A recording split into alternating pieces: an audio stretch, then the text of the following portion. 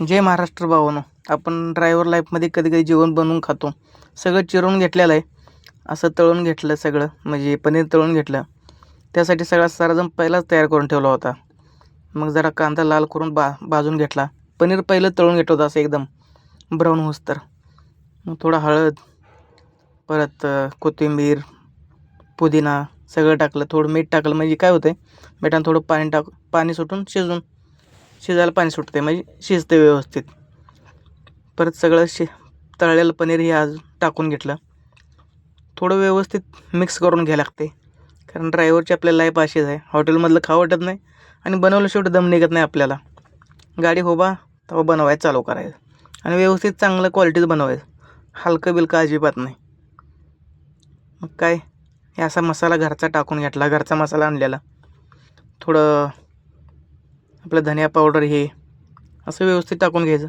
थोडं झाकून ठेवायचं, म्हणजे काय पाणी सुटते आणि काय चांगलं क्वालिटीला दिसायला सुद्धा चांगलं आणि खायला सुद्धा एक नंबर आहे.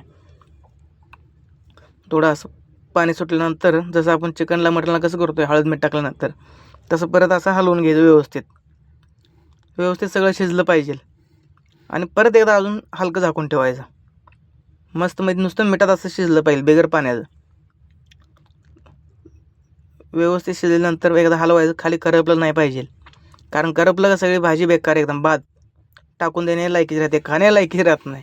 त्यामुळं असं व्यवस्थित परत कोथिंबीर वरनं व्यवस्थित टाकून घ्यायची, थोडी टेस्टी येते. कोथिंबीर पण व्यवस्थित अशी धुवून बिन स्वच्छ बारीक चिरून व्यवस्थित. मग थोडं आपला एव्हरेस्टचा चिकन मसाला टाकला वर व्यवस्थित करून, हे सगळीकडे पसरलं पाहिजे व्यवस्थित, नाहीतर चांगलं नाही. मग परत असं व्यवस्थित हलवून एकदा हे झाकून ठेवायचं.